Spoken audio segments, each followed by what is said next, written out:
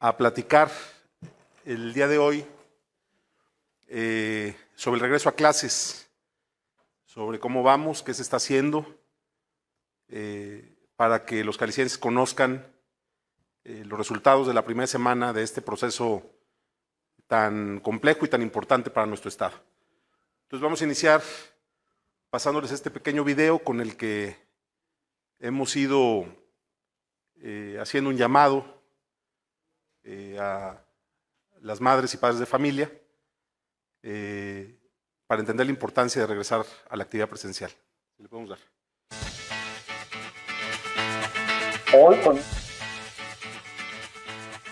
Hoy con mucha alegría volvimos a abrir. Los niños regresan nuevamente a las aulas después de casi 20 meses y regresan felices y contentos. Nos emociona mucho volver con los niños al salón de clases porque sabemos que desde casa no es igual. Lo que más extrañaba de la escuela es la educación y a mis compañeros y maestros. Hacer amigos, estudiar y así. Extrañaba mucho estudiar en la escuela. Tenía ganas de jugar con mis amigos. Creo que ahora vamos a aprender más. Y sí voy a aprender más, porque están los maestros y pueden explicar mejor. Yo he visto pues que aquí en la escuela sí han tenido muchas medidas preventivas pues para todos, sanitizar y organizar la entrada, la salida, la separación en el aula de los alumnos. Pues llego y desinfecto mi mesa, me lavo las manos, me pongo gel y mantenemos nuestra distancia. En casa mi mamá me revisa la temperatura, me pregunta si me siento bien y me dice todo lo que tengo que hacer para cuidarme. Es importante que nos cuidemos entre todos para cuidar a la familia y a los que están en la escuela. Yo creo que es mejor que estén de manera presencial porque les ayuda tanto al convivir y pues que tienen un mayor aprendizaje. Para ellos también estar tanto tiempo ya en casa, yo creo que ya también les estaba afectando psicológicamente, ya es algo que ellos necesitaban. La verdad, yo sí invito a los padres de familia que traigan a sus niños a la escuela porque sí es una buena opción. Para que los niños aprendan no hay como la escuela, que los traigan y que no tengan miedo.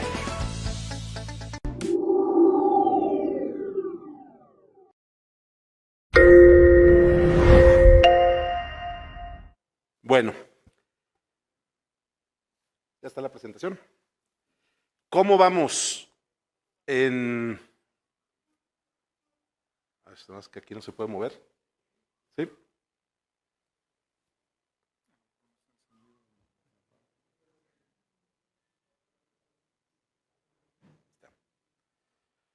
¿Cómo vamos en el regreso a la presencialidad? Y quiero iniciar esta presentación reiterando lo que hemos explicado, que Jalisco desarrolló un modelo que nos parece era el adecuado, un modelo en el cual la actividad presencial está definida por el tamaño del grupo. Si el grupo es menor al 50% de la capacidad del aula, todos los alumnos asisten de lunes a viernes todas las semanas.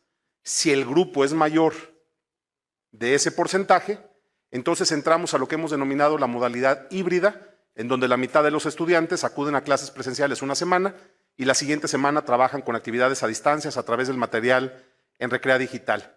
Y por supuesto el componente optativo del modelo para aquellas familias que no sientan que hay condiciones para que sus hijos regresen, que no quieran enviar a sus hijos a la escuela.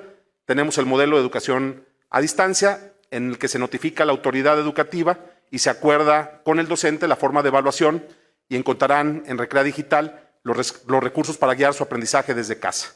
Entonces, este modelo se hizo en Jalisco de la mano de especialistas, de académicos, del sindicato o de trabajadores de la educación, y lo que podemos decir hasta el día de hoy, y lo digo con una enorme alegría, es que va funcionando muy bien.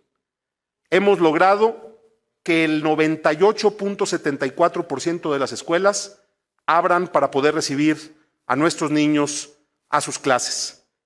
Y lo que más me alegra, y lo quiero decir porque había escepticismo al respecto, es que el 84.4% de los alumnos de Jalisco decidieron regresar al modelo presencial. 84.4%. Y eso habla de que las madres y los padres de familia han confiado en el modelo que hemos desarrollado, entienden la importancia de regresar a las aulas con sus maestros y con sus compañeros, y estos números en la primera semana son alentadores. 98.74% de las escuelas abiertas y 84.4% de los alumnos asistiendo ya al modelo presencial. Pero adicionalmente, estamos dándole seguimiento de manera permanente al tema de contagios para tratar de ir generando información respecto a lo que está pasando en los centros educativos. Les voy a pasar esta información pidiéndoles, sobre todo, entender de qué estamos hablando en cada uno de los casos. La semana pasada, cuando presentamos el corte, que dijimos va a ser el punto de referencia en el tema de casos activos por grupos de edad, dijimos que en las edades de 3 a 14 años, que son los que van a la educación básica, tuvimos 327 casos activos la semana pasada. Esta semana tenemos 341. Es decir, se mantuvo estable. Hay que entender, y esto es muy importante, que estos casos no significa que se contagiaron en la escuela. Son casos activos. Son niños que incluso antes de que iniciara el regreso a clases, pudieron haber estado algunos de ellos ya contagiados. Son casos activos, pero el crecimiento es mínimo, de 327 a 341. Pero más aún, déjenme darles este dato que habla con más precisión del punto que estoy poniendo sobre la mesa. De los 341 casos activos de niños entre 3 y 14 años, solamente 30 fueron detectados en las escuelas. Es decir, para que entendamos en porcentaje, el 0.0018 de los alumnos que hay en Jalisco. Aquí está el detalle por regiones del total de escuelas. Tenemos también identificados a 112 trabajadores de la educación que están identificados como casos activos, que ojo, es lo mismo, no necesariamente se contagiaron en sus escuelas, pero son 112 trabajadores que representan el 0.09, es decir, ni siquiera el 0.1%. Entonces esto nos habla de que en la información que tenemos hasta ahora, las escuelas no están siendo un espacio donde se estén dando los contagios. Creo que vamos muy bien y les doy todavía un dato más alentador, porque como ustedes saben, la educación media superior y superior del sistema estatal y de las instituciones privadas inició el modelo presencial desde hace ya más de 15 días. Y fíjense lo que ha pasado. Teníamos en estos grupos de edad de 18 a 25 años 1,842 casos y no solamente no aumentó, sino que bajó a 1,733 casos activos. Dicho en otras palabras, quienes ya abrieron, quienes están funcionando en educación media superior y superior, no están teniendo un problema como el que se dijo que iba a suceder. Entonces, en educación media superior y superior, tenemos ya más días operando y ahí están los números que demuestran cómo vamos.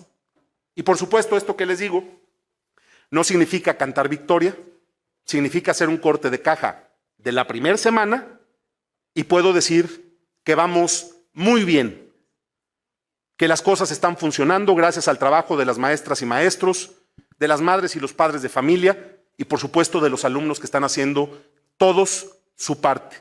Así es que mi reconocimiento a todo el equipo que está detrás de este esfuerzo, a la Secretaría de Educación, por supuesto, a la Secretaría de Innovación, al Magisterio, a la Secretaría de Salud, a todos, porque contra los que siempre quieren que le vaya mal a Jalisco, lo que les tengo que decir es que ahí vamos y vamos muy bien.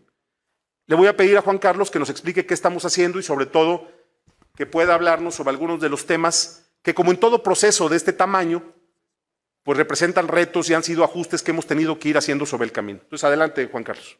Muchas gracias, gobernador. Muy buenos días a todos.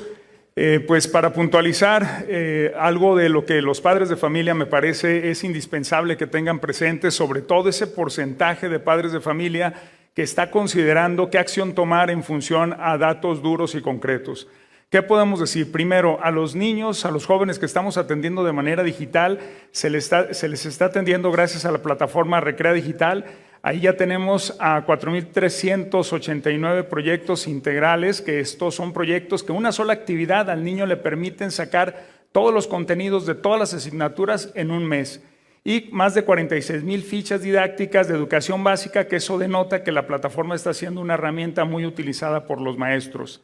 Evidentemente, los casos detectados no necesariamente se relacionan con el regreso a la presencialidad, como lo decía el gobernador, y aquí el reconocimiento al filtro que han realizado los padres de familia. Lo recalcamos mucho, están una serie de elementos didácticos que han ayudado a que desde casa, a través de Recrea Familia, se entienda muy bien cómo detectar estos posibles casos y ser canalizados correctamente. Reiterar también la importancia de los protocolos. Los protocolos en la primera semana, alrededor de 5 secundarias las aplicaron de manera incorrecta. Fuimos a poder reforzar la manera en que se tienen que vivir. Y les decía, el más importante, porque fíjense, al mismo tiempo, 1.6 millones de niños pueden ser valorados. Claro, con el apoyo de los padres de familia, como lo hemos dicho en el pasado, la seguridad la generamos todos. Y en ese sentido, el hecho que solo hayan ido 30 niños de esos 300 y fracción que están actualmente infectados, pues nos habla del cuidado que han tenido los papás, y seguramente esos niños se infectaron en la semana anterior al inicio de clases y los síntomas brotaron en la semana primera de clase, y afortunadamente también prueba de que funciona el filtro en la escuela, fueron detectados en la escuela y remitidos adecuadamente. Adicionalmente, todas las unidades educativas, tanto de instituciones públicas como privadas, mantienen unas medidas que, aunque las hemos reiterado, nos parece que no está por demás decir. El uso obligatorio de cubrebocas, nos da mucho gusto que los más de 1,200 supervisores que trabajan en la Secretaría nos reiteran que los niños están dando una muestra de un buen comportamiento en el buen uso de estas medidas. La ventilación, que en buena medida es responsabilidad del maestro para asegurarse que la puerta, las ventanas permanecen abiertas, se está haciendo. Los insumos que se han dotado, y también hay que decirlo, ¿por qué no? El apoyo que hemos recibido por parte de los papás hacen que se viva una condición de higiene muy satisfactoria en las escuelas, y por supuesto el respeto de la sana distancia y los protocolos que a continuación vamos a ejemplificar en este esquema. Es muy sencillo. La primera acción que hay que hacer en un caso positivo de COVID o un probable caso positivo de COVID es llamar a los padres de familia, cosa que se hace. Después se invita a los papás, obviamente, a que reciban una atención médica. El director también provoca una acción al interior de la escuela, que es resguardar al grupo de niños que estuvieron en contacto con el menor, y también informa a la autoridad de salud. Hay dos vías. Si el resultado es positivo, entonces el director informa a la comunidad para que se puedan tomar las medidas de prevención adecuadas, se mantiene el aislamiento hasta por 14 días de ese grupo, el grupo de contacto, y por supuesto se mantiene una comunicación estrecha con la región sanitaria respectiva. Y en caso de que sea negativo, evidentemente se reanudan las actividades presenciales. Pero no se cierran las escuelas, eso es muy importante decirlo. En este caso, fluye, simplemente se reconoce la importancia de mantener los grupos de control, procurar que los alumnos no convivan entre sí, por eso escalonamos los recreos, los recesos, por eso modificamos ligeramente los horarios para que los grupos entren en racimos y no convivan entre sí. Es muy importante recalcar esto porque no se va a tolerar que nadie por su cuenta violente los protocolos oficiales de la Secretaría de Educación. Es decir, aquellos directores que de manera unilateral tomaron otro tipo de medidas tendrán que asumir su responsabilidad administrativa. No se va a permitir que cada quien haga lo que se le antoje. Para eso hay un protocolo, para eso hay una manera de proceder que fue avalada por la Mesa de Salud, y queremos pedirle a todos los que forman parte de la estructura del sector educativo de Jalisco que actuemos conforme a estos protocolos. Exacto. Y hay un caso distinto en el de los profesores. Ahí con más razón es muy similar el protocolo, pero hay una diferenciación muy significativa y es el hecho que cuando un profesor se infecta, incluso no se suspende al grupo. ¿Por qué? Porque podemos corroborar el buen uso que hizo el profesor de las indicaciones para evitar el contagio. Esto es, no se quitó el cubreboca, se mantuvo distancia con los alumnos, se mantuvo en una situación ventilada. Y hay un ejemplo muy concreto que se nos dio la semana pasada, gobernador, en un caso de un profesor en donde era profesor de educación física, estuvo en un exterior. Muy importante decir que la decisión no se toma solo unilateralmente con educación, se hace la consulta a salud y ya salud fue el que dio la indicación de que esa escuela no solo no suspendía actividades, sino que incluso los niños que estuvieron en contacto con ese profesor podían seguir con su ciclo normal. Es muy importante reiterarles a todos, tanto a maestros como a alumnos, que es una condición de riesgo y es muy sencillo, es cuando nos retiramos el cubreboca, estamos a menos de 1 metro de distancia de otra persona y lo hacemos por más de 10 minutos. Esa situación, si se hubiera presentado en un maestro con el grupo, ahí sí suspenderíamos al grupo, pero insisto, todo eso va de la mano con la opinión profesional de médicos. ¿Y qué acciones de salud fortalecemos? Evidentemente la revisión en los y análisis de los casos para la evaluación del riesgo en la comunidad estudiantil, el aislamiento de los casos cuando así lo requieren, la intensificación y focalización de los modelos de pruebas, ahorita más adelante nos van a hablar al respecto, y la asesoría del personal docente y la revisión constante de todos los que conformamos la comunidad educativa. En el tema de los protocolos, decirles dónde se ubican, recordarles que están en reactivacioneconomica.jalisco.gov.mx y también pueden accesar desde la Secretaría de Educación en nuestro portal Recrea Digital. Pasamos a Educación Superior. Muchas gracias, secretario. Y comentarles de una manera rápida que en Educación Superior la mayoría ya de las universidades han regresado a la presencialidad. Esto significa 39.500 alumnos en universidades públicas, estatales y federales, como son el Mario Molina, Universidad Tecnológica de Jalisco, otros tecnológicos, y 108.100 alumnos de universidades particulares, de más de 100 universidades. Esto representa el 51% de la matrícula total de educación superior del Estado. Carlos, porque luego perdemos la dimensión de las cosas. Más de la mitad de los alumnos de educación superior ya están en clases. Más de la mitad de los alumnos de educación superior de este estado ya están en clases. Y eso es fundamental para entender también lo que significa la evaluación que estamos haciendo a 15 días de haber hecho este primer paso en el nivel de educación superior. Perdón. Es correcto.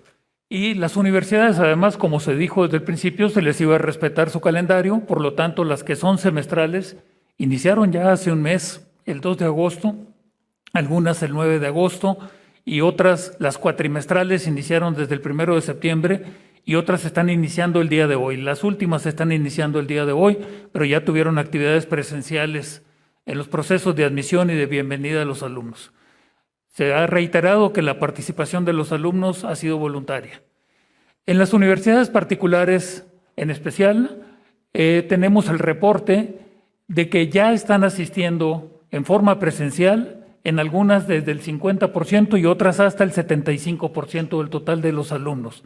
La diferencia es los que continúan todavía en forma remota y esto va creciendo semana con semana. La presencia física en el campus, como lo marca el protocolo, no se ha excedido y están desde el 15% hasta el 75% en un día dado. Los que están en el 75% significa que tienen 2 turnos al día. Se han reportado aproximadamente 100 casos positivos en las universidades encuestadas. No hay indicaciones de que hayan sucedido dentro de la institución y se ha cumplido a cabalidad con el protocolo establecido. Es decir, se comunica a todos los alumnos que tuvieron contacto con los casos positivos, se les pone en observación por 5 días, se les aplica la prueba y resultan negativos y pueden volver a ingresar a la institución. Solo 2 universidades reportan haber enviado a grupos pequeños a cuarentena por 15 días, que es parte del protocolo también cuando son casos relacionados, independientemente que hayan sucedido el contagio fuera o dentro de la institución, por seguridad. 2 grupos, cuando hablamos de 2 grupos estamos hablando de un grupo de 7 alumnos y otro de 15. Entonces, en realidad, el caso ha sido muy menor en las universidades particulares. Para antes, Alfonso, déjame recalcar algo de las cifras, porque hace un momento les presentamos el tablero en el que los grupos de edad que están incluidos en educación media superior y superior sumaban en casos activos 1,733. ¿Se acuerdan en mi primera presentación? Bueno, si de ahí quitamos media superior y dejamos nomás superior, serían 1,419 casos activos de jóvenes entre los 19 años y los 25.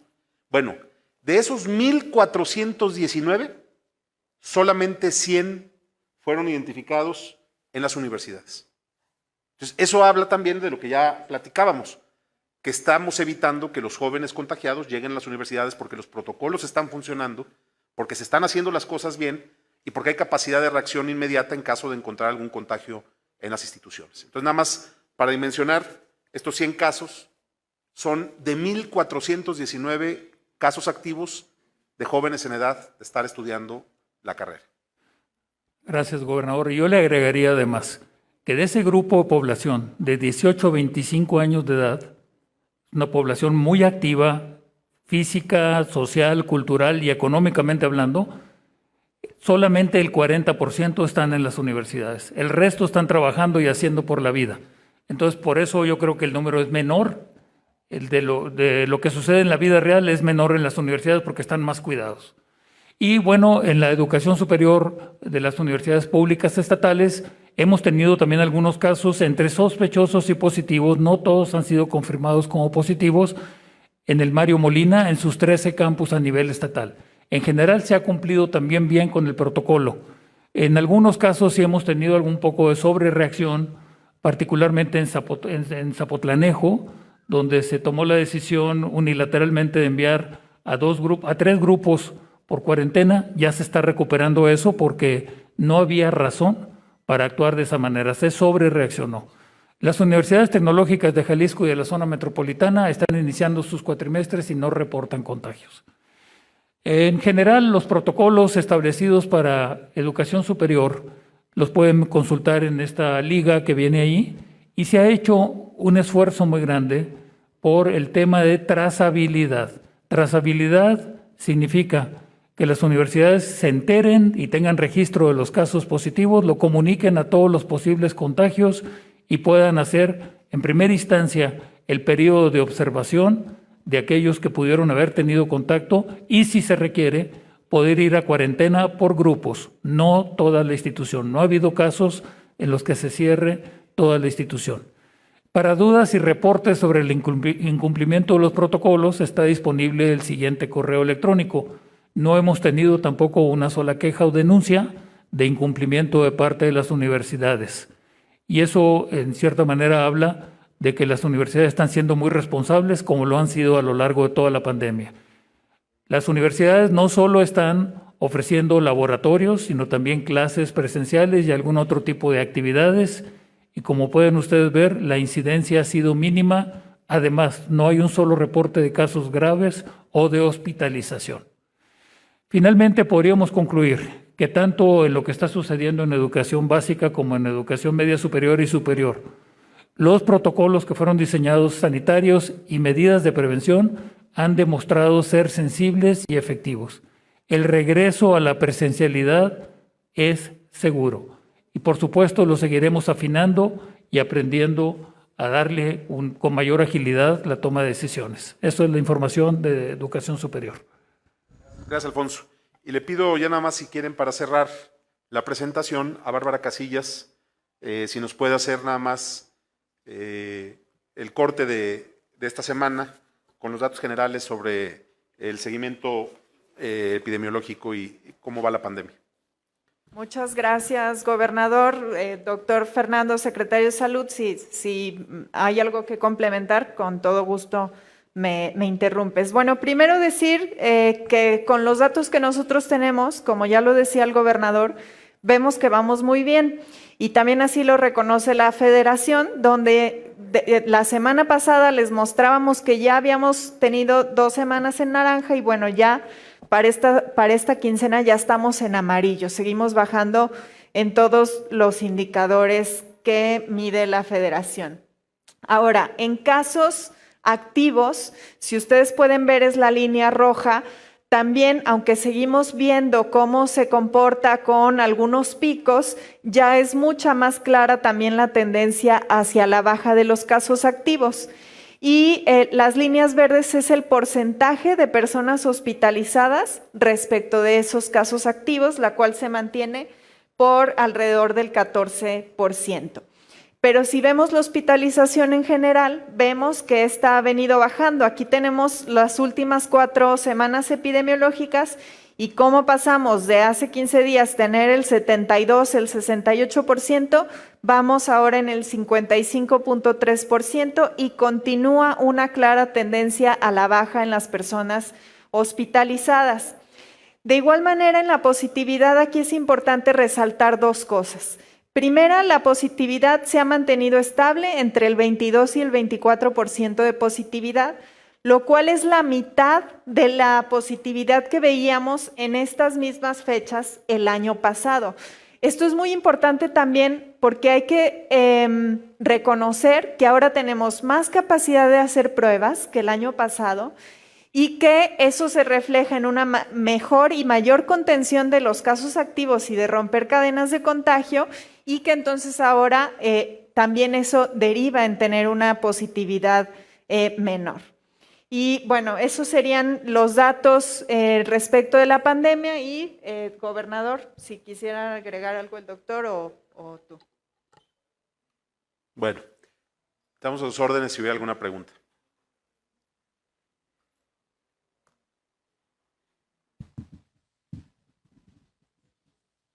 Buenos días. Preguntarle, secretario, hay algunas escuelas que están cancelando clases presenciales esta semana. Avisaron que se van a virtuales porque hay casos de COVID. ¿Qué es lo que no quedó claro en las escuelas en cuanto al protocolo? Y también preguntarle, ¿hasta cuántos casos? Porque la semana pasada se anunciaba que las secundarias señalaban 1, 2 y 4 casos. Las 3 secundarias, COVID. Una en 2 intendentes y en 2 maestros. Algo no quedó claro. ¿Qué pasa con las escuelas? Tengo referencia de 3, una preparatoria y 2 secundarias que se van a virtuales esta semana. No se van a virtuales, perdón, lo quisiera yo aclarar antes de darle el uso de la voz al secretario. No se va a hacer nada que no esté establecido en los protocolos. Hay una autoridad en materia educativa y las definiciones están establecidas como lo platicamos hoy. Si algún funcionario, si algún director, si algún maestro quiere tomar atribuciones que no le corresponden, eso se va a atender desde la Secretaría. No se procede de esa manera. Ya están claros los protocolos, para eso los presentamos y estamos investigando, por supuesto, qué es lo que pasó, porque hay cosas muy curiosas detrás de estos asuntos de las secundarias, pero la respuesta es no, eso no va a pasar. Las secundarias van a seguir funcionando y van a trabajarse las cosas como aquí se presentó. Y en el caso de escuelas privadas, ¿tienen esos pueden cancelarlo, ¿verdad? Sí. Okay. Bueno, aquí decir que los protocolos se están comunicando constantemente. Sí llama mucho la atención que algunas escuelas de manera unilateral decidieron cosas diferentes. Tanto para instituciones públicas como para privadas se tienen que apegar al protocolo. Y claro que siempre hay un margen en donde pueden consultar a la autoridad educativa y a la de salud. En algunos casos ya se empiezan a ver posible. Al día de hoy no tenemos ni un signo de un brote surgido de una escuela. Pero cuando ya aparecen 5 o 6 casos como posibles, nosotros los derivamos a salud, están los procesos de prueba, pero no se suspenden clases de toda la escuela. Insisto, el protocolo es muy sencillo. Solo los niños que estuvieron en contacto con el posible infectado entran en suspensión, que puede ser hasta de 14 días de confirmarse. De lo contrario sigue. Otro caso muy importante para reiterar, si el infectado es un maestro, no necesariamente se suspenden las actividades con los niños, porque el maestro es igual que los médicos. El doctor Petersen me daba un ejemplo extraordinario y la idea es, hay médicos que han estado todo el tiempo atendiendo enfermos de COVID y no se han enfermado porque hacen uso correcto del cubrebocas, distanciamiento social y áreas ventiladas. Cada caso se analiza en lo particular. Y en los casos donde se excedieron, hay que decir también que esos directores están enfrentando un proceso administrativo por parte del órgano de control interno. Y una cosa adicional nada más para aclarar. Cada escuela fue o estuvo en libertad de desarrollar sus propios protocolos, pero los protocolos están registrados ante la Secretaría de Educación y esos protocolos se tienen que cumplir. Entonces, si hubiera algún cambio, pues se tendría que notificar. Lo que nosotros consideramos es que estamos apenas en la primera semana. Es un proceso complicado que puede tener este tipo de situaciones, se van a ir corrigiendo en el camino, pero tenemos que hacer un llamado a la calma y a no tomar medidas que no corresponden, porque hay protocolos, insisto, que no los inventamos nosotros, que han estado probados en naciones del mundo que ya hicieron procesos exitosos de regreso a clases. Es decir, tenemos evidencia suficiente de que lo que se está planteando es lo que se tiene que hacer, e insisto, los números hablan de que las cosas van muy bien, porque si tenemos estos números y los porcentajes de los que hablamos, yo nomás les quiero regresar, si tienen un segundito, para que veamos los porcentajes. Ahí voy, aquí está. El 0.0018 de los alumnos con contagio. 0.0018. O sea, estamos de verdad en otra circunstancia. Creo que tenemos que irnos con mucha calma y sobre todo mandar ese mensaje por la tranquilidad también de las madres y padres de familia. ¿Y las sanciones hasta dónde llegarían? Bueno, eso depende de lo que determina el órgano de control interno. El órgano ya depende directamente de la Contralora, de la Contraloría, y solo en un caso sí vemos un riesgo de cese cuando con toda intención y franqueza el directivo engañó a la autoridad educativa haciéndole creer que los niños estaban en clase cuando no estaban, envió fotografías falsas, fotografías fuera de lugar. Solo en ese caso el riesgo de cese, porque el espíritu no es sancionar, el espíritu es que podamos acatar los protocolos. Es natural que podamos tener cierto temor, pero no estamos solos. Es decir, en la medida que tomemos decisiones colectivas con profesionales vamos a acertar. Ese caso sí me parece que está en riesgo. Y en general el magisterio ha sido aliado de todo este proceso. Si hay algún caso aislado como los que mencionamos, pues eso no puede echar al traste todo el trabajo de coordinación que hemos realizado. ¿Serían algunas de las secundarias que se mencionaron la semana pasada? Por el debido proceso, me parece que es prudente no señalar qué secundaria es. Pero sí. Gracias, Rocío. Eso no lo dijo el secretario, lo dije yo. Rocío López Fonseca, de Canal 44. Preguntarles, ¿cuántas muestras se han realizado ya en los niños y en los maestros que, bueno, se habían anunciado que se iban a estar haciendo de manera aleatoria? Sobre todo saber esto, porque pues si bien los niños pueden no presentar síntomas, sí pueden ser asintomáticos y pueden llevar la enfermedad a sus casas. Bueno, más que pruebas en las escuelas, lo que se ha hecho es un modelo de pruebas en las regiones sanitarias. Y entonces hemos muestreado ya la semana del día 23 al 27, 5 regiones sanitarias, 21 lugares, municipios. Se hicieron más de 3,300 pruebas.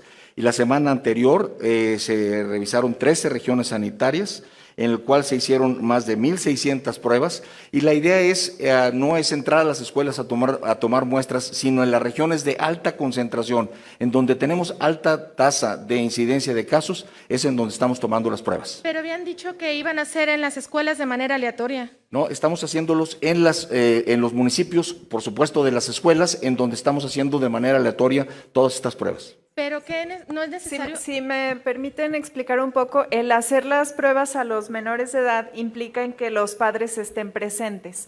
Por esa razón es que para no estar sacando a los niños de la escuela, en las regiones, en los municipios donde tenemos esa más alta incidencia y alrededor de las escuelas es que se busca a las familias para hacer estas pruebas aleatorias.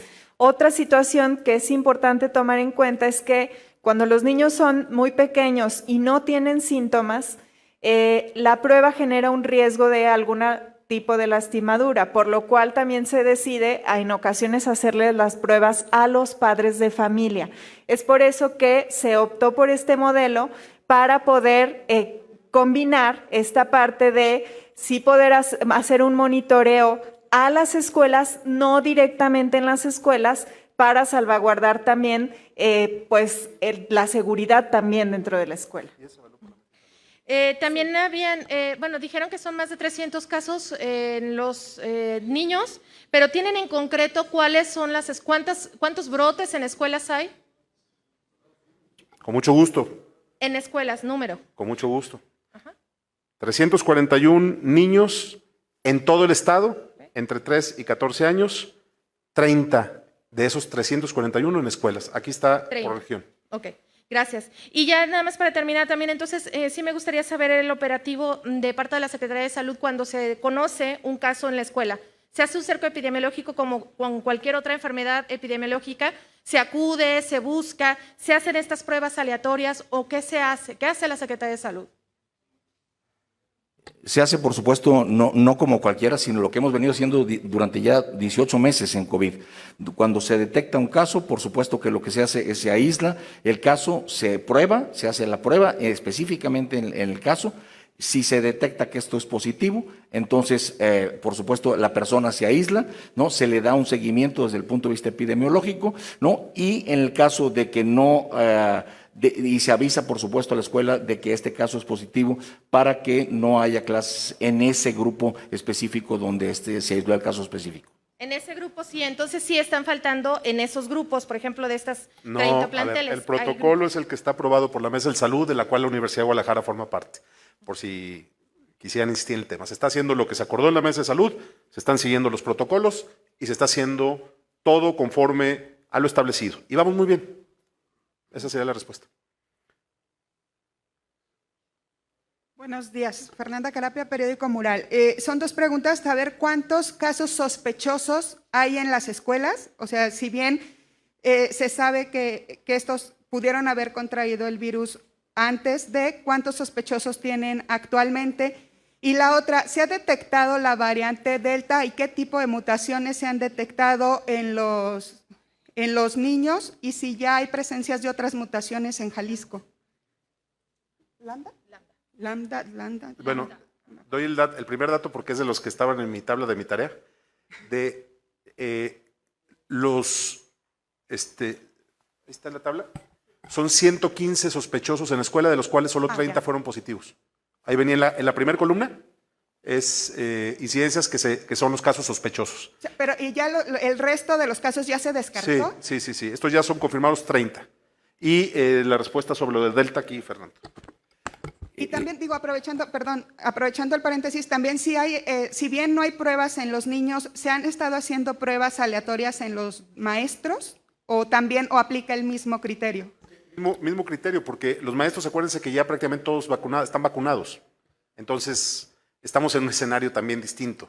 Ahí lo que aplica es simplemente detectar, en el caso de que haya un caso sospechoso, se aplican las pruebas y se procede como ya lo explicamos. Sobre lo de Delta, ¿algún comentario, Fernando? No, las pruebas Delta, recuérdense que tienen que hacerse toda una serie de estudios para poder saberlo. No tenemos hasta ahorita ningún dato de que sean deltas ni lambdas. Sí tenemos, por supuesto, tenemos deltas, tenemos gamas, tenemos alfas, no tenemos beta en el estado de Jalisco y lambda todavía no es un problema.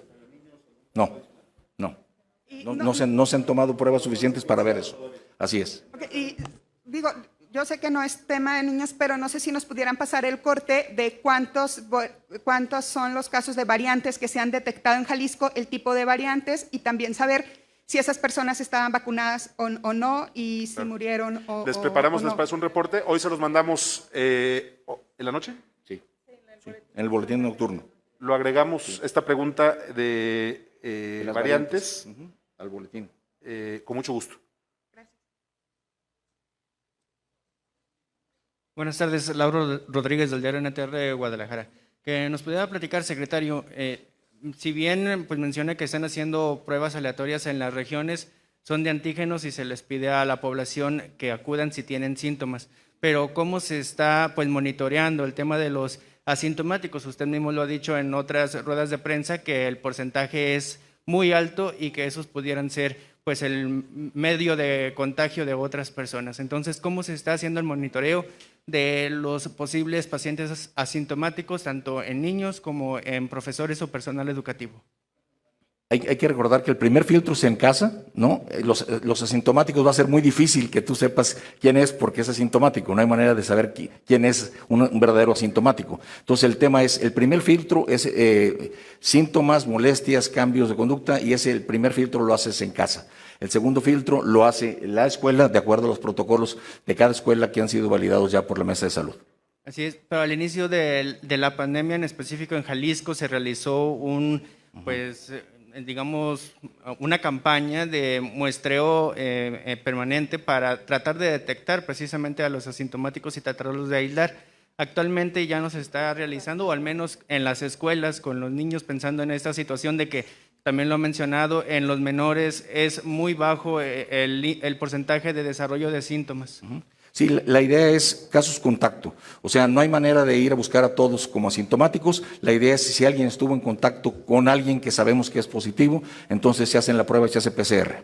Muy bien. En el tema del transporte también, porque aunque mencionaron que iban a pedir a las empresas que incrementaran el número de unidades, pues aún así en muchos de los camiones pues se ven aglomeraciones, es casi imposible guardar la sana distancia. ¿Se pretende o se está realizando ya alguna actividad adicional para prevenir contagios en el transporte de las casas a las escuelas?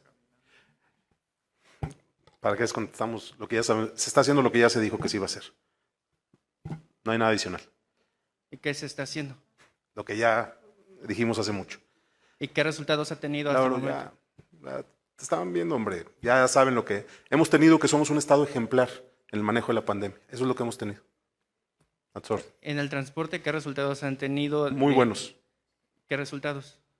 Ya te contesté. No te voy a seguir el cuento. Listo. Otra vez yo. Con mucho gusto. De acuerdo con un reporte que se solicitó vía transparencia, se informó que había 209 personas que han fallecido teniendo por lo menos una dosis de la vacuna. De esas, 35 tenían CanSino. ¿Alguno de estos fallecidos son maestros o es parte del personal docente? Y la otra, ya se está haciendo la petición a la federación para ver si el tema del reforzamiento, el mismo laboratorio ya dijo que sí era necesario un refuerzo, y también pues de estudios de la UDG lo confirman, ¿no? Que sí es necesario un refuerzo.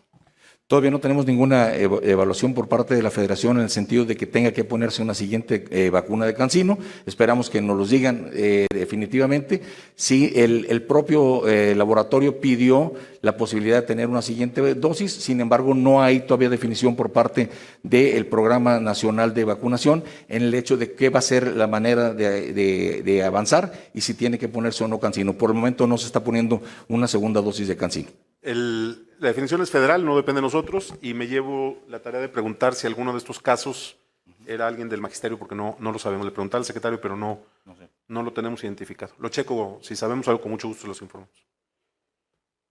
Hasta aquí son todas las preguntas del tema de la rueda de prensa. Muy bien. Se abre a temas otros. Si hubiera otro tema, sus órdenes. Muchas gracias.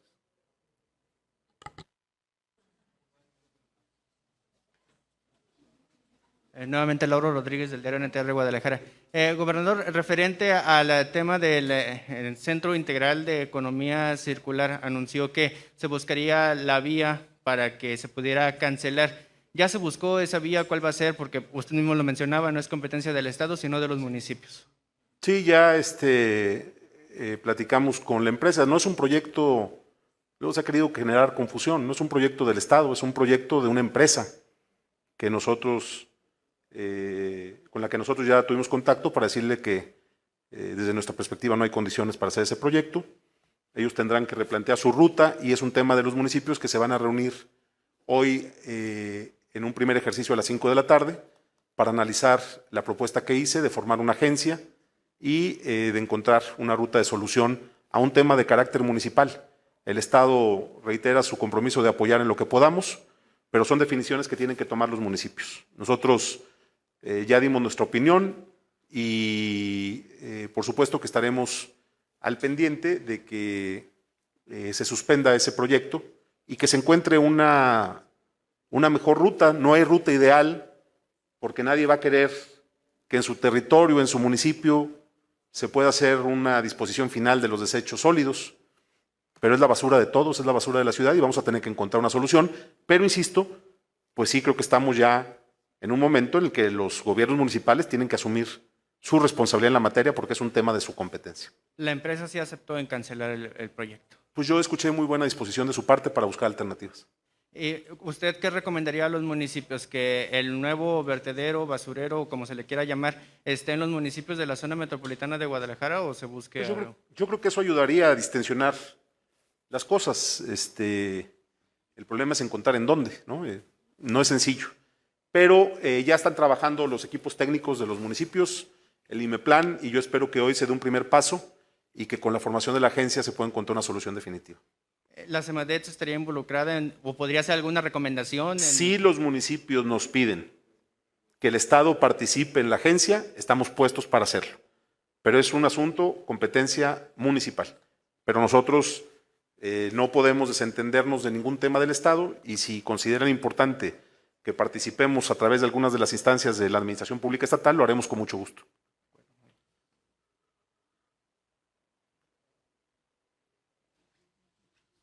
Hola, buenas tardes. Rodrigo de la Rosa, de Grupo Imagen.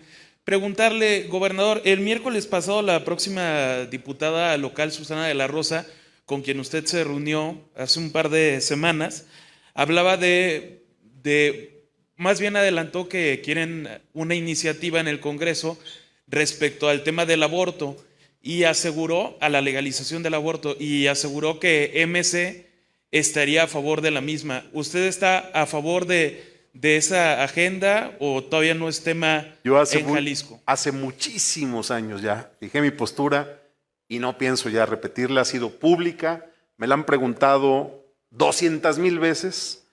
No es un tema en el que yo esté ahorita pendiente.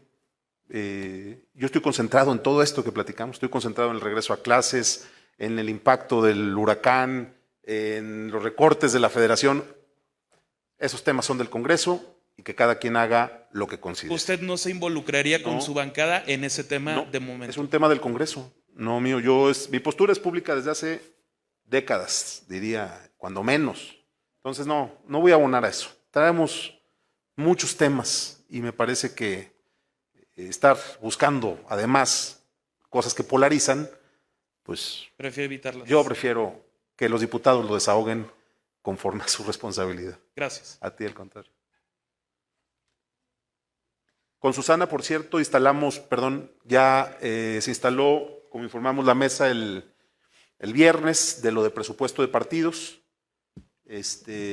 Confío en que se encuentre una solución, porque digo, cuando me reuní con Susana, mencionabas la reunión, sí. Ni siquiera fue tema, no hablamos del tema. Ella no le mencionó ese tema. No, para nada, no. Hablamos exclusivamente del tema de financiamiento de los partidos. La mesa se instaló el viernes y creo que va a construirse una alternativa seria, o sea que vamos a poder salirnos de la estridencia y de las propuestas para quedar bien, para el aplauso fácil, a encontrar una solución que verdaderamente nos permita acotar el financiamiento público a los partidos y evitar los excesos. Entonces, sí quería aclarar por lo que comentabas de la reunión, el único tema del que hablamos con la dirigente del Partido Futuro fue ese, no hablamos de otros temas. Gobernador, buena tarde, Rubí Bobadilla del Informador. Preguntarle, la semana pasada ya se adelantaba en un nuevo corte que serán necesarios casi 300 millones de pesos para hacer frente a las afectaciones que dejó Nora, especialmente en las costas de Jalisco. También se adelantaba que se tienen disponible únicamente 30 millones y que usted ya había entablado comunicación con la Secretaría de Gobernación a nivel federal para ver cómo podrían apoyar. ¿Ya tiene una respuesta? ¿Cuánto es lo que estaría apoyando a la Federación en caso de que esto sea positivo? ¿Qué tiempos y qué reglas de operación se van a tener para poder recibir esos recursos? Sí, los 30 millones de los que hablé es lo que teníamos disponible en el fideicomiso, nada más. Es una bolsa especial que habíamos hecho, sobre todo para recuperar menaje de casa, para apoyar a la gente que había tenido algún tipo de afectación. El presupuesto que Jalisco tenga que destinar, sobre todo para la reparación de la infraestructura que fue dañada, va a ser mucho mayor y por supuesto que tendremos un margen de maniobra adicional. De hecho, quiero informarles que Jalisco tiene contratado un seguro contra desastres naturales. Lo que estamos es justamente haciendo la evaluación general porque tendría que ser un monto mayor de 250 millones para que el uso del seguro aplicara y valiera la pena por los temas de los deducibles o del deducible. En síntesis, lo que les quiero decir es que la evaluación preliminar de lo que sucedió en la costa fue de alrededor de 350 millones. Pero ahora estamos agregando afectaciones como lo que sucedió en Tlaquepaque, como lo que sucedió otra vez en Miramar y como lo que pueda venir también hacia adelante, en Jutla, que tuvimos el fin de semana también afectaciones. Entonces, lo que puedo decirles es que tuve comunicación ya con la Secretaría de Gobernación, enviamos el reporte preliminar y la solicitud de declaratoria de emergencia. No hemos tenido respuesta todavía no hay respuesta, pero estamos sobre todo trabajando en la parte administrativa para ver la aplicación del seguro y con CIOP para poder ver cómo empezamos ya con las soluciones que se tengan que seguir para arreglar la infraestructura dañada, sobre todo pensando, y aquí está el secretario de Finanzas, que estamos listos para hacer recortes o reasignaciones si fuese necesario, porque la prioridad es poder rehabilitar, por ejemplo, carreteras que hoy tienen incomunicadas a alguna parte de la población, pues esas no pueden esperar a que el gobierno federal nos responda. Entonces, estamos haciendo toda la estrategia, tanto presupuestal como en las áreas administrativas, para poder atender un problema que yo estimo, por cómo van las cosas, pues va a rebasar los 500 millones de pesos de afectación. Entonces, el diagnóstico se va actualizando día con día. Cada vez que llueve, pues, ¿para qué les platico? Es estar esperando a ver qué tipo de afectación vamos a tener, pero la solicitud ya está formalmente entregada, no hay respuesta todavía. Yo espero buscar al secretario de Gobernación, si no hoy en la tarde, mañana temprano, pues para presionar y ojalá de veras haya un compromiso serio de la Federación. Confío en que se pueda dar así. Vamos a tener paciencia, pero por supuesto los trabajos para hacer las intervenciones, digamos, de emergencia, como lo que sucedió en la carretera Ciudad Guzmán-El Grullo, en la que tuvimos que hacer un paso temporal, pues esas se están haciendo ya de inmediato, ya se están ejecutando los trabajos y vamos avanzando de manera rápida en general. Andrés Manuel había adelantado que estos recursos se iban a dar directamente a las familias. ¿Esto afectaría a las estimaciones que tiene ya el gobierno de Jalisco? Si lo dan a las familias o como ellos gusten es lo de menos. Lo que importa es que la Federación le entre. Que no nos vaya a pasar como con lo de los apoyos para el regreso a clases, ya vieron. Entonces, vamos a esperar una respuesta seria. Nosotros sabremos adaptarnos al mecanismo que decidan, pero esperamos que haya una muestra del compromiso del gobierno federal con un estado que fue lastimado por estos fenómenos naturales y que creo que no debería de haber diferencias del trato que se le ha dado a otros estados que han enfrentado situaciones similares en los últimos meses. Entonces vamos a estar atentos y les vamos a informar. Última pregunta de este tema. Vimos una muy buena respuesta en el caso de las afectaciones de Miramar y alrededores, en las cuales se entregaron los apoyos en 17 días. Pero en este caso, en el cual hay que hacer trámites burocráticos para que se pueda acceder al recurso en caso de que se pueda, digamos, tomar el seguro, ¿en cuánto tiempo tendríamos un resultado? No, quiero aclarar eso. En la parte de menaje de casa estamos habilitando todo para que el proceso sea en no más de 15 días, como fue en el caso de las más recientes afectaciones, en Acatlán, en Miramar. Ha habido una gran agilidad de respuesta y lo vamos a mantener así. Entonces, en Vallarta ya estamos terminando los censos, sí tiene que haber un proceso administrativo, pues son recursos públicos. O sea, no puedes entregarlos sin reglas ni procedimientos que se tienen que seguir, pero esos procedimientos van a ser muy ágiles y yo espero, a más tardar la semana próxima, ya estar entregando los primeros apoyos en la costa. Pero evidentemente el tamaño del problema pues va a rebasar nuestra capacidad, digamos, presupuestal actual de los 30 millones del fideicomiso y vamos a tener que ir hasta a otras instancias. Pero en el caso de recuperación de menaje de casa y del patrimonio de las familias, vamos a poder aprovechar este recurso. Yo creo que con los 30 millones vamos a salir de este primer momento, pero evidentemente esos 30 millones no van a alcanzar para arreglar carreteras, caminos, escuelas, todo lo que fue afectado por las lluvias. Entonces, son como dos cosas distintas, pero no va a haber retraso en la entrega de los apoyos. En otro tema, gobernador, preguntarle, sabemos que las secretarías son un tanto autónomas en tomar decisiones y en poder responder. Respecto a la recomendación que emite la Comisión Estatal de Derechos Humanos por estos traslados que la Secretaría de Seguridad responde fueron en apego a la ley porque están documentados, ¿qué opinión se merece del gobierno del Estado a que, aunque lo hicieron, digamos, legal conforme a la ley de ejecución de penas, había presencia de alcohol y con la presencia incluso del director de Reinserción Social? Yo creo que la respuesta ya fue dada, es una respuesta institucional del gobierno de Jalisco. Si hay algún asunto que surja de la investigación, por supuesto que tendríamos que actuar en consecuencia, pero lo que no podemos es aceptar un señalamiento falso como el que se hizo de manera ligera por parte de la Comisión Estatal. Lo lamento mucho porque me parece que esa no es la relación que se ha tenido de respeto, de trabajo y de coordinación.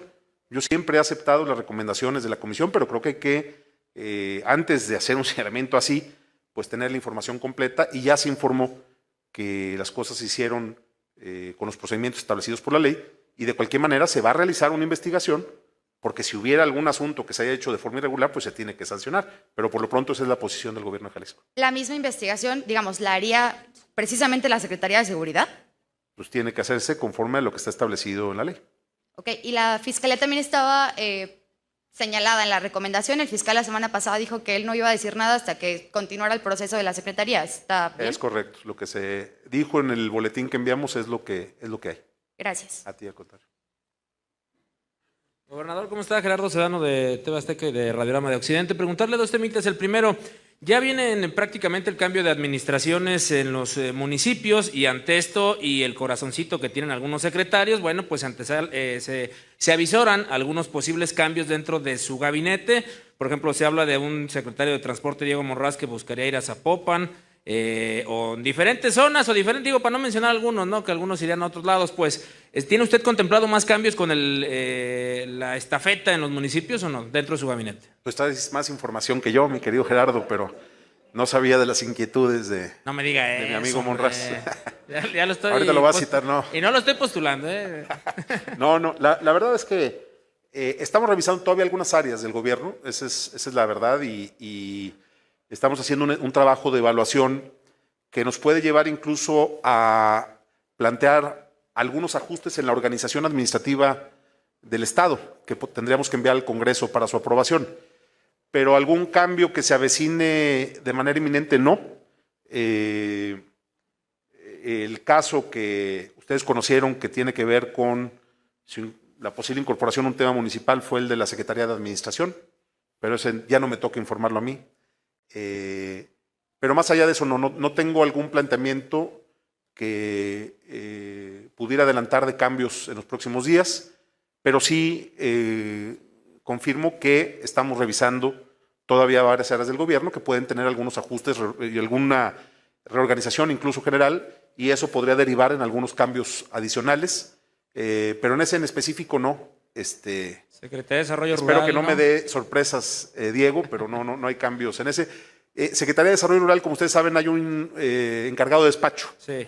Entonces tenemos que ver ahí qué se va a hacer al final, pero todavía no hay una decisión tomada al respecto. Correcto. Y el otro tema que me gustaría preguntarle es sobre la contestación que se da a la Universidad de Guadalajara. En ese sentido, bueno, pues si pudiera ahondar un poco más en del tuit que publicó hace unos instantes a través de su cuenta, ¿no? Pues más que un tuit, puse de manera abierta y pública el documento completo a su disposición para el análisis.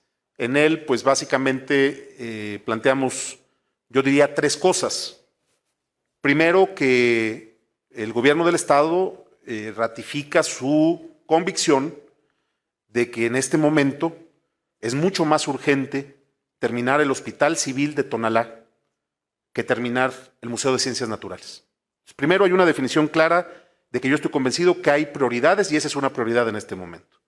Segundo, que no hay ninguna intromisión a la autonomía universitaria, que no hay ningún procedimiento que esté fuera de lo establecido por nuestras leyes, que el ejercicio que se hizo presupuestalmente hablando está pegado a las disposiciones legales que hay en la materia y que nosotros respetamos profundamente la autonomía universitaria.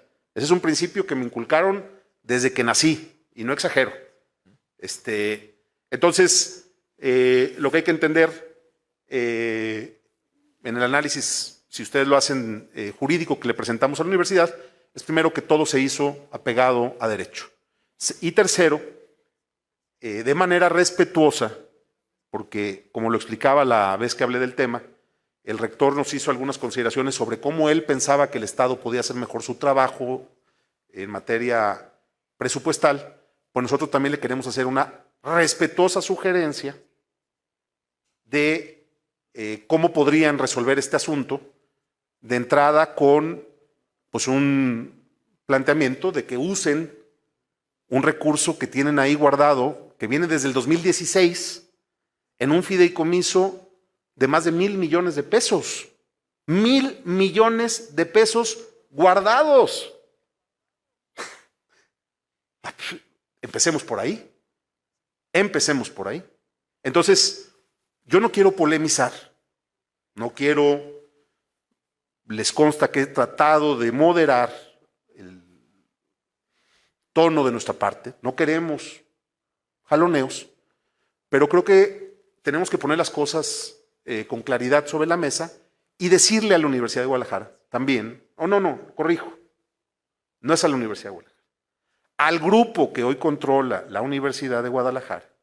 A la Universidad de Guadalajara hay que cuidarla y hay que quererla y hay que respetarla, esa es otra cosa.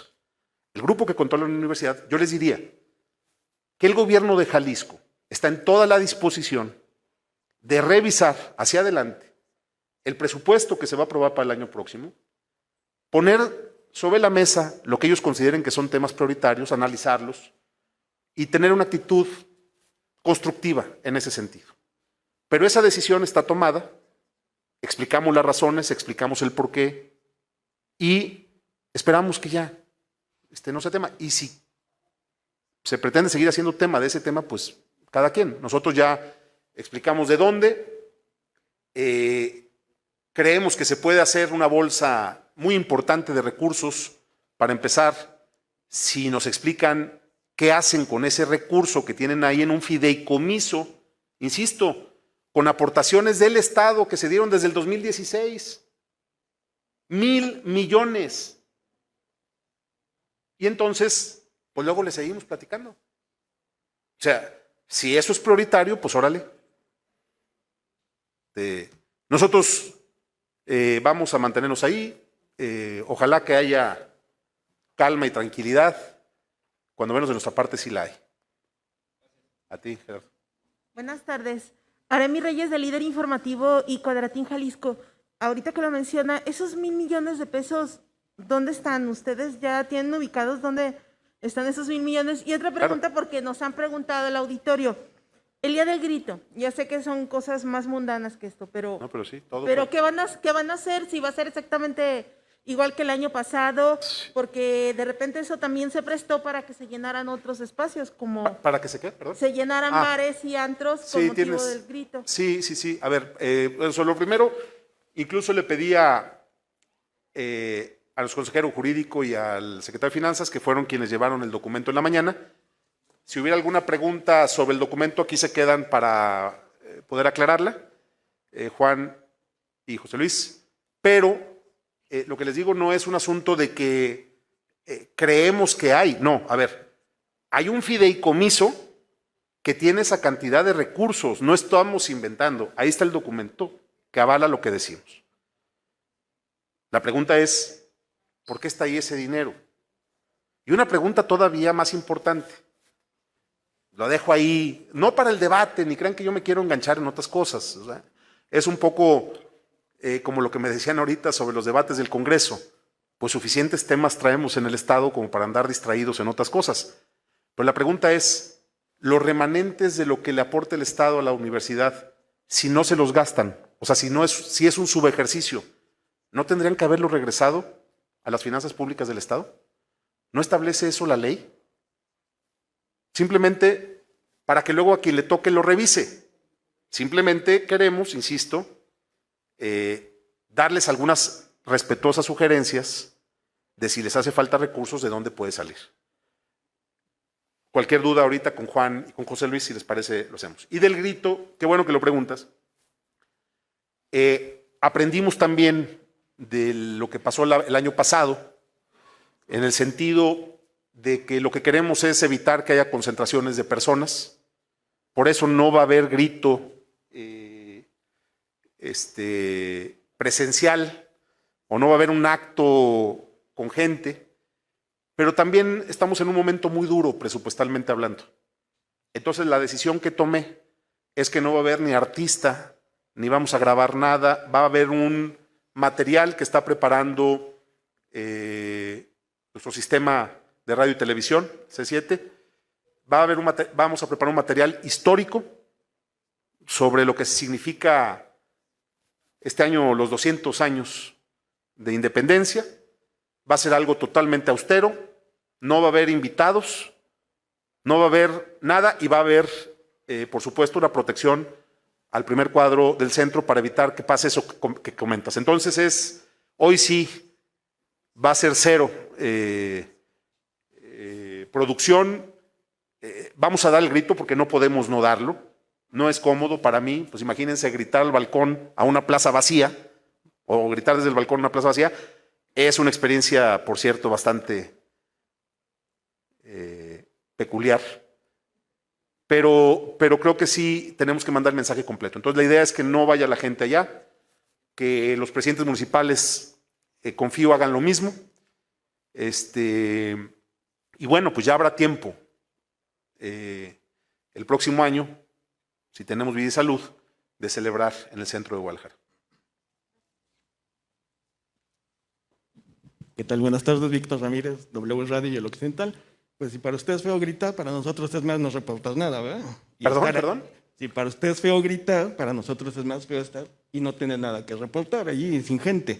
Pero bueno. Va a haber información porque vamos a tener materiales históricos que yo creo que son, y documentales que son también importantes. Luego se nos olvida que el grito, además, o antes que la pachanga y la fiesta, es recordar un suceso histórico de este país. Entonces, lo que quiero decirles es, el grito más que una noticia es una celebración patria. Y lo vamos a hacer con modestia, pero lo vamos a hacer con mucho cariño. Bueno, dos preguntas más. ¿De qué es este fideicomiso que se conformó para la Universidad de Guadalajara, que poco se menciona, o al menos los rectores no lo mencionan, ¿no? Que se tiene ese fideicomiso, de qué se conforman esos recursos y para qué son? Y la otra, el presidente electo de Guadalajara, Pablo Lemus, le pidió a los regidores que no firmen la ampliación de la concesión de Caxa ante la cancelación del proyecto de Tala, porque eso genera incertidumbre sobre la operación de la misma empresa. Como expresidente de Guadalajara, ¿qué opinión pudiera tener sobre esto? Ninguna. Los temas municipales son de los municipios. Sobre el tema del fideicomiso, si quieren, ahorita le dejo a Juan para que les explique los detalles del tema y a José Luis. Con mucho gusto. Pues si quieren, ahorita se pasan aquí y ahorita les explican. Buenas tardes, Ileana Gutiérrez de Televisa. Hola. Gobernador, preguntarle, ¿ya se tiene algún monto preliminar de los daños registrados en Tlaquepaque el viernes pasado? Tengo entendido que ya se terminó el recuento de daños, pero no sé si ya se tenga esta cifra. Hoy por la noche. Hoy por la noche tenemos el corte de Tlaquepaque y estamos también tratando de que hoy mismo pudiera estar cuando menos un preliminar de Miramar. Bien. Y también preguntarle, año con año estas colonias, sufren inundaciones. Si ya se está hablando a lo mejor con el municipio de generar una solución a este problema de fondo, porque los vecinos pues sí están desolados en este momento porque pues esta ocasión sí se inundó demasiado. Pues bueno, esperaremos el reporte técnico formal. Son zonas en las que hay un nivel de riesgo importante, por muchas razones históricas, ¿no? Desde cuando se dieron estos asentamientos. Hay cosas que se podrán atender y hay otra parte del riesgo que va a estar latente siempre por circunstancias que no se pueden modificar. Pero vamos a ver cuál es el reporte que nos dan los municipios en donde nos identifiquen posibles acciones de mejora en la infraestructura que puedan servir. El gobierno de Jalisco ha hecho una enorme inversión en estos temas. Luego no se ve porque, insisto, son cosas que parecieran no existir porque se dan en lugares y en zonas donde no se ven como una obra pública. Simplemente lo que hicimos en el caso de Patria, atrás del parque, ¿cómo se llama? Ávila Camacho. Sí, la Ávila Camacho. El vaso regulador, entre otras muchísimas obras, las que hicimos en el Cerro del Cuatro, lo que hemos hecho en la zona del Deán. Luego ya no hablamos de esas, pero son zonas que antes cada año estaban inundadas y hoy se han ido resolviendo esos problemas. Nada más que la ciudad tiene muchísimos puntos de riesgo. Entonces sí tenemos que hacer un plan de intervención, pero en muchas formas también dependemos de la evaluación técnica que hagan los municipios sobre lo que sucedió. Todavía no tengo un reporte puntual de eso, pero si es necesario, claro que podremos intervenir. Gracias. Para el secretario de Educación, si bien ya se ha hablado de las escuelas vandalizadas, cuántas estuvieron y todo, actualmente cuántas escuelas siguen sin poder recibir alumnos por el tema del vandalismo y cómo van. Sobre todo detectamos en Tlajomulco muchas escuelas donde literalmente los dejaron en el cascarón, ¿no? ¿Qué ha pasado? Y también la cuestión de escuelas que tenían aulas provisionales y que se estaban ya cayendo literal estas aulas. Bueno, en el caso de las escuelas que no se han podido utilizar, ronda el 1.3, es decir, es justo la diferencia de las escuelas que nos falta por abrir. Y en este caso está compuesta de varias escuelas. Tenemos, por ejemplo, 15 que estaban en una situación tan crítica que están teniendo una remodelación completa, se están derrumbando aulas, edificios completos, algunas la escuela completa y se está reconstruyendo. Muy importante decir que en ese 1.3 se está dando el servicio educativo, evidentemente se da a distancia, en algunos casos pudimos apoyarnos de municipios que nos prestaron lugares de manera provisional o escuelas nuestras a contraturno. Y en el caso de las escuelas vandalizadas, sobre todo en Tlajomulco, hoy tenemos más tarde una reunión con el equipo de seguridad, estamos reparando y al poco tiempo nos vuelven a quitar el cable, a quitar los elementos hidrosanitarios. Estamos haciendo una estrategia integral para remodelarlas y que queden ya bien preservadas. Son 15, perdón, nomás agregaría, el día que inauguramos el ciclo escolar, presenté el dato, justo de lo que decía el secretario, de 15 escuelas que estamos haciendo nuevas, porque ya el daño estructural era muy profundo, y 60, si mal no recuerdo, 60. Que tenían desde daños por acciones como las que mencionas, vandalización, robos, o también algunas que estaban en renovación que no alcanzaron a estar para el arranque del ciclo. 15, 60, y hablábamos de las afectaciones del huracán 90. 90 de 90 que habían reportado algún tipo de daño, algunos menores, otros más graves, en la zona de la costa por el huracán. Pero en realidad estas 15 más 60 son en las que estamos trabajando, que representan más o menos este 1.3 que no han abierto, más las afectadas por el huracán. O sea, hasta el momento no ha abierto ninguna de este reporte que se dio al arranque del ciclo escolar. Sí, hemos estado renovando algunas escuelas. La semana pasada fácil abrimos unas 20 escuelas más. Déjame decirte el dato. El día del ciclo escolar reportábamos 1.7 sin abrir, y ahorita vamos en 1.3. Y secretario, ¿han detectado en esta semana nuevos robos? O sea, ya con las escuelas en activo. Desafortunadamente sí, ya son menores. Algo que ha funcionado muy bien es que cuando remodelamos, cuando intervenimos una escuela, hacemos una reunión con la comunidad educativa, con los vecinos, con los papás, y de esa manera es como hemos logrado contener este tipo de casos, pero hay unas comunidades que sí son muy complejas. Sigue habiendo. ¿Cuántas han sido vandalizadas en esta primera semana y si tiene la ubicación de dónde están estas escuelas? Bueno, ¿y qué es lo que se han robado? Principalmente es en la zona metropolitana, en la periferia de la zona metropolitana. Lo más común es el cable eléctrico, cable que estamos, insisto, reponiendo y desafortunadamente se vuelven a robar.